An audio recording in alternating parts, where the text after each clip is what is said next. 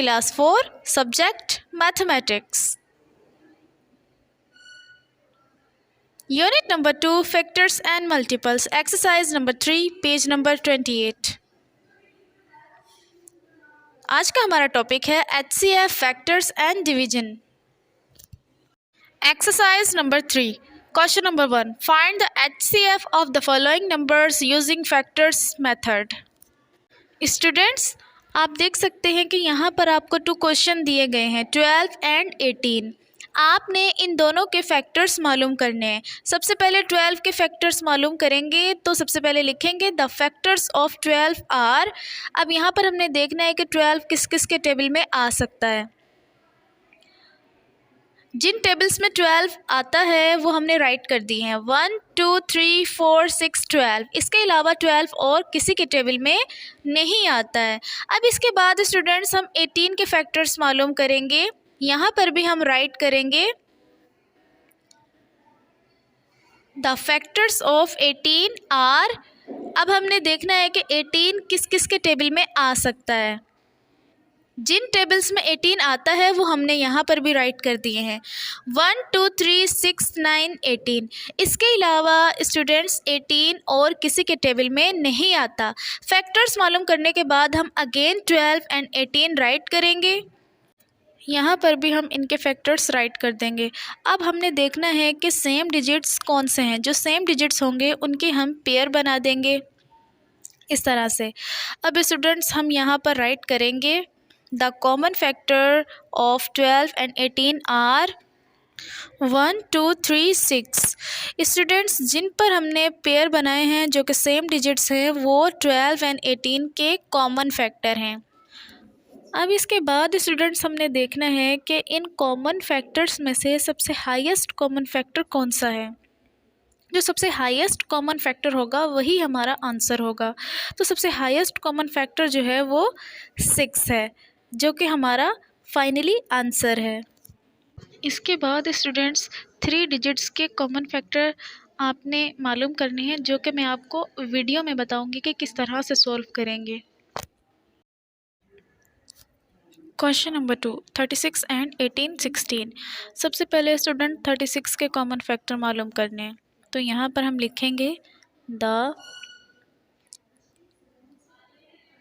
Factors of 36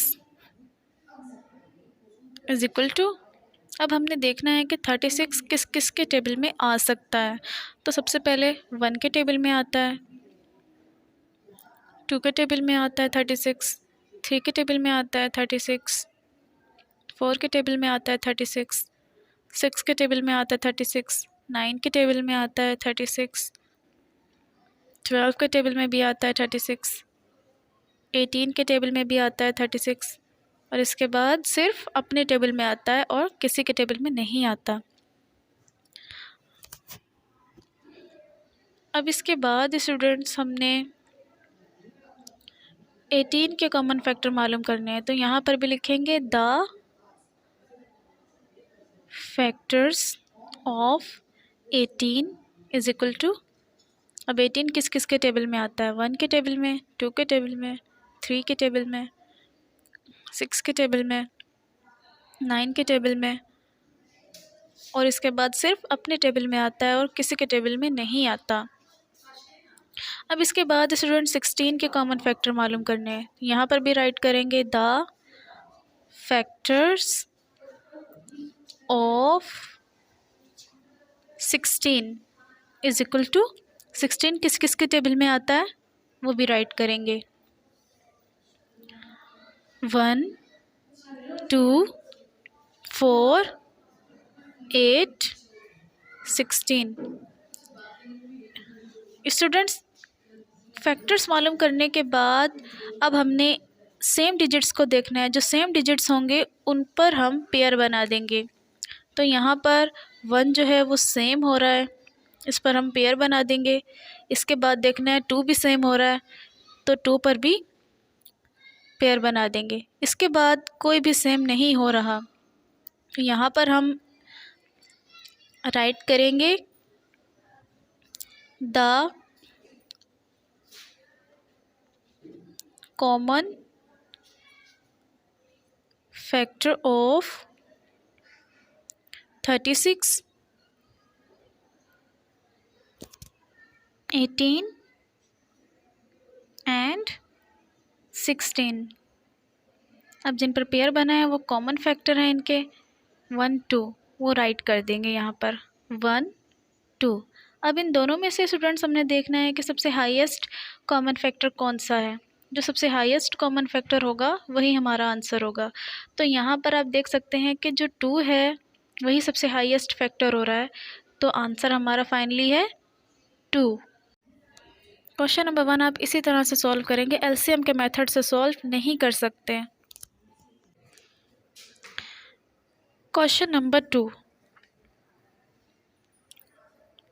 find the HCF of the following numbers using prime factorization method। Question number 1 25 and 65। Students यहाँ पर आपने LCM लेना है। सबसे पहले लाइन ड्रॉ करेंगे, 25 को इस साइड पर राइट करेंगे।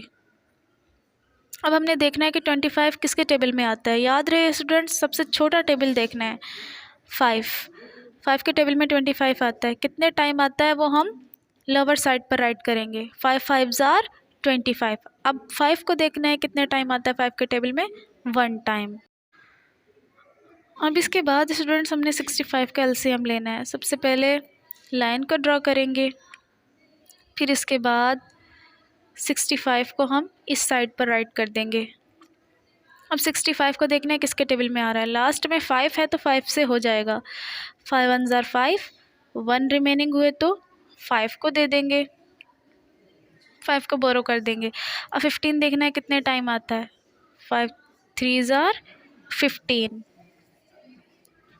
अब स्टूडेंट्स हमने देखना है कि 13 किसके टेबल में आता है। 13 तो प्राइम नंबर है तो ये अपने ही टेबल में आएगा। 13 1 जार 13।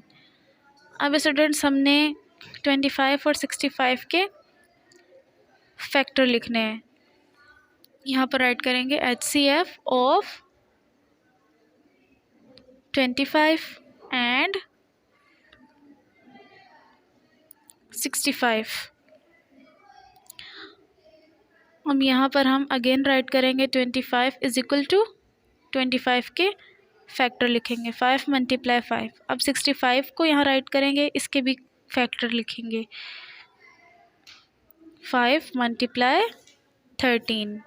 अब यहाँ पर 1 भी अगर आप चाहें तो राइट कर सकते हैं। अब हमने देखना है कि सेम डिजिट कौन से हो रहे हैं। जो सेम डिजिट है उन पर हम पेयर बना देंगे।